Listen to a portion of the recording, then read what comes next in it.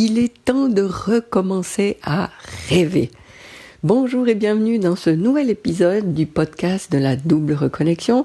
Je suis Viviane Kuhn, enquêtologue connectée. J'accompagne les femmes qui se sont perdues de vue à se retrouver, à s'autoriser à vivre la vie qui leur correspond et non plus celle qui correspond aux autres. Alors, il est temps de recommencer à rêver. Pourquoi ce titre ?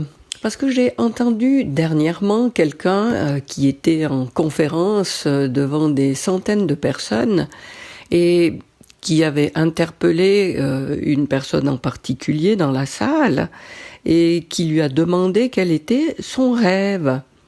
Et la personne lui a répondu qu'elle n'avait pas de rêve. Et le conférencier avait de la peine à croire que c'était possible. Alors il s'est adressé à toute la salle en disant c'est quand même fou ça, mais est-ce qu'il y aurait une autre personne dans cette salle qui n'a pas de rêve ? Et il a été vraiment très très surpris d'observer que à peu près la moitié de la salle avait levé la main. Et ça m'a beaucoup interpellé, ça. Ça m'a beaucoup interpellé d'un côté, et puis d'un autre côté, ça m'étonne pas. Alors, en effet, pourquoi ça m'interpelle ? Parce que avoir un rêve, c'est un petit peu la génératrice qu'on a en soi qui produit l'énergie qui nous met dans notre vie dans une direction, dans la direction justement de ce rêve. Et si ce rêve n'est pas présent, ça veut dire que la direction qu'on prend, elle n'émane pas de nous, mais elle est simplement là en réaction avec notre environnement, avec quelque chose qui est à l'extérieur de nous. Donc, c'est vraiment pour moi fondamental de rêver. Alors ce mot rêve, ça n'a pas besoin d'être quelque chose d'énorme, mais ça peut juste être une intention qu'on a, ça peut être tout petit, ça peut être gigantesque, c'est propre à chacun. Mais ce qui est indispensable, c'est d'avoir en soi, au fond de soi, quelque chose qui nous anime. Et oui, on peut appeler ça un rêve, mais on peut aussi se dire qu'est-ce que je veux ? Qu'est-ce que j'aspire à avoir dans ma vie. J'ai envie de ça. Ce serait vraiment génial que mes relations avec, je sais pas, mes enfants, mon conjoint, ou bien j'ai ce projet qui me tient tant à cœur, peu importe ce que c'est. Mais voilà, on va regrouper tout ça dans ce mot rêve. Oui, et quand ce rêve m'anime, quand ce rêve brûle en moi, eh bien, se dégage de moi l'intention de me rapprocher de ce rêve. Alors justement, peut-être une parenthèse ici, si c'est ton cas que tu n'as pas de rêve en toi, tu as beau réfléchir, tu te dis, ben non, moi je sais pas, je fais ce que j'ai à faire et puis voilà. Il n'y a pas de souci. Si ça t'interpelle et puis que tu dis « Ah ben effectivement, est-ce que j'ai envie d'ajouter cette dimension dans ma vie ?» Et puis laisse trotter cette idée. Et puis un jour peut-être tu te diras « Ah mais oui, effectivement, j'aimerais bien ça. » Et puis voilà, tu as réactivé ton rêve ou créé ton rêve. Peut-être qu'il était déjà là, peut-être que c'est nouveau. Peu importe, mais voilà, tu vas percevoir quelque chose que tu mets au bout du chemin, qui te donne la direction dans laquelle tu vas t'orienter. Alors, d'une fois que tu as ce rêve qui est présent, la question suivante à se poser, c'est est-ce que je fais quelque chose de temps en temps ou régulièrement pour nourrir la réalisation de ce rêve? Est-ce que ça m'arrive de faire quelque chose de concret pour me rapprocher de ce rêve? Et là aussi, pas de culpabilité, il n'y a pas de souci. Si tu constates que non, tu ne fais rien, c'est bon. Et j'ai une explication par rapport à ça. Et puis, voilà, il y a quelque chose qui va peut-être se mettre en route quand tu prendras conscience de ça. C'est que, voilà, depuis le temps, peut-être que tu es une de ces femmes, comme je l'ai été pendant des décennies. Si on est quelqu'un qui est au service, on va dire, des autres, on prend soin de notre famille, on est là pour tout le monde, on anticipe pour tout le monde, on est présent pour les autres, on répond à leurs besoins, ils sont là autour de nous, ils ont besoin de nous, on est toujours au front, on fait ce qu'il faut, on répond favorablement aux demandes, aux sollicitations. Quand les enfants sont petits, c'est même 24 heures sur 24. Et ça peut être totalement épuisant, en tout cas de mon point de vue. Et donc, ce qu'on a appris comme processus, c'est à être là, présente, disponible pour pouvoir répondre aux autres. Et quand on est dans cette dynamique, les gens qui nous entourent savent qu'ils peuvent compter sur nous, sont satisfaits de la manière dont on leur répond, et puis il n'y a pas de raison qu'ils s'en privent. Donc, encore une fois, c'est continu, la permanence est ouverte et je suis là pour les autres tout le temps. Donc, il n'y a pas beaucoup de place là-dedans pour justement réserver du temps pour nourrir nos rêves, pour nourrir ce qui nous anime au fond de nous-mêmes, si ce n'est de répondre du mieux possible aux demandes, aux sollicitations des autres. Donc, les rêves qu'on a pu avoir, qu'on avait forcément, en tout cas enfant, eh bien, ces rêves seront de plus en plus mis de côté et voilà, complètement enfermés, cachés quelque part, et on n'y prête plus du tout attention.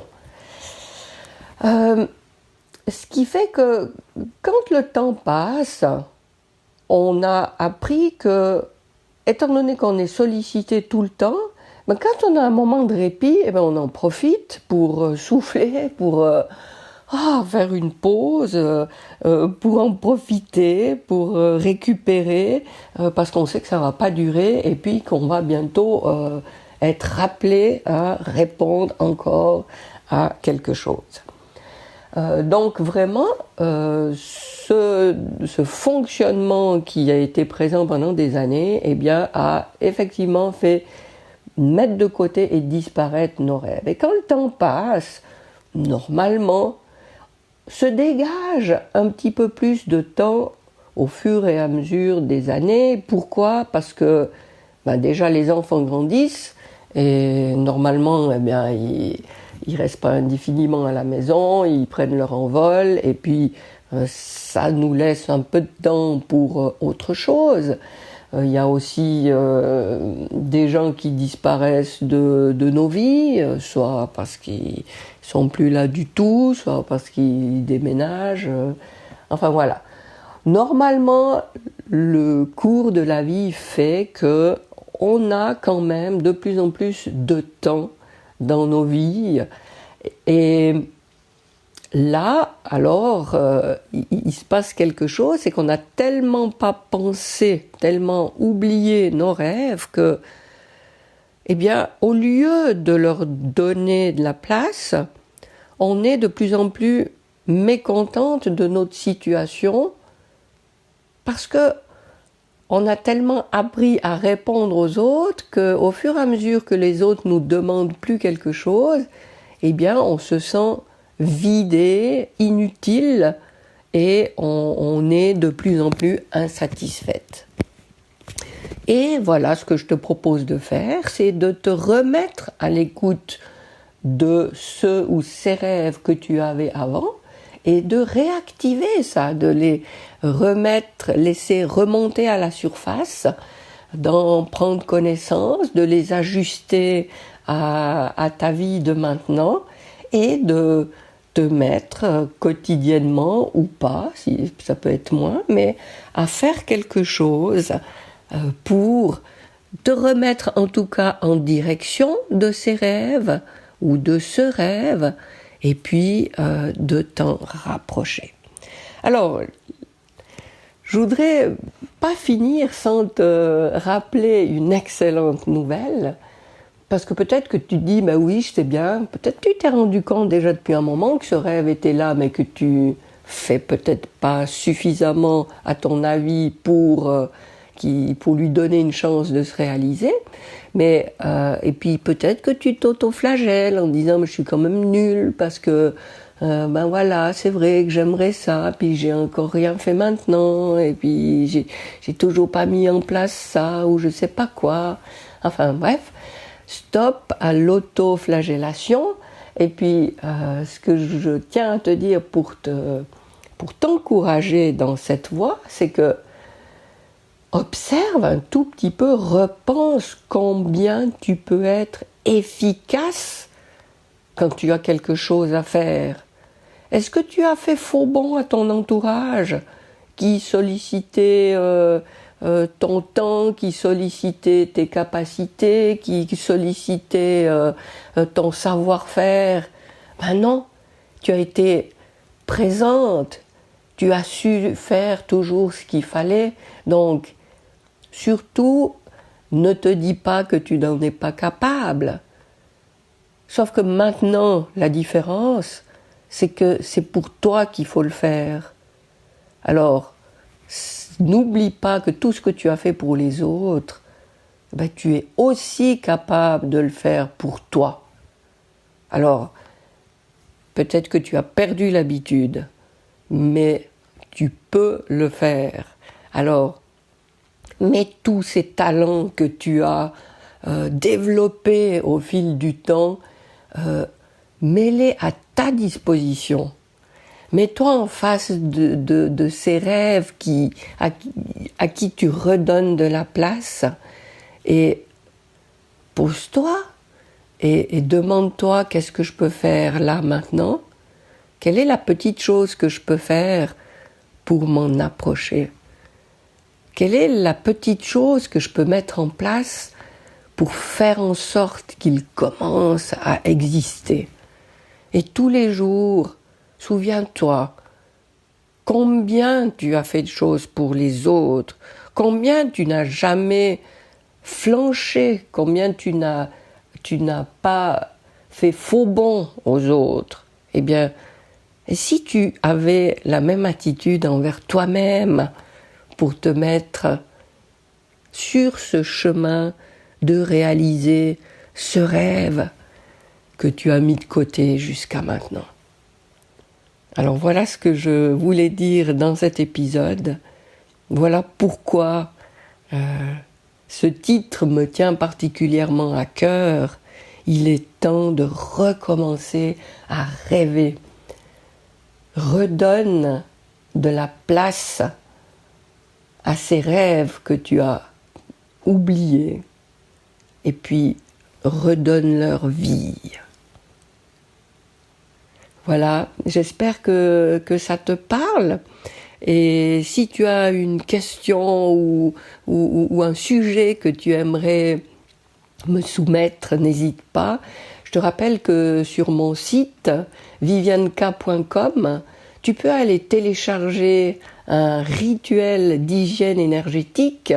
C'est un rituel en 6 mouvements qui te permet de te remettre à ton écoute, de te retourner vers toi-même pour justement nourrir une énergie qui est favorable, par exemple, à te rapprocher de tes rêves. Alors voilà, d'ici le prochain épisode, je te souhaite le meilleur. À bientôt!